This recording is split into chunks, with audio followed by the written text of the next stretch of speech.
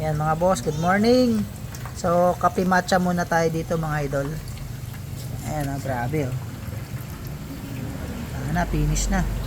So, pag pinabayaan natin to, mas marami masisira dito. So, ano ba yung mga pwedeng masira? Ito yung tawag natin na connecting rod bearing, signal bearing, lahat ng mga engine bearing pwedeng masira. Pwedeng makayod din yung block natin. Kasi ang naglulubricant sa makina natin ay yung coolant na ano.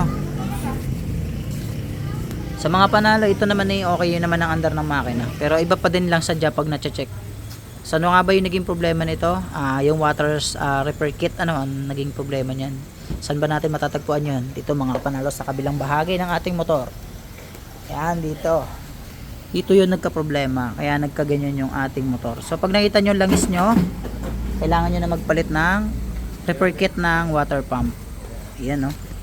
Kita nyo yan? Choco gatas.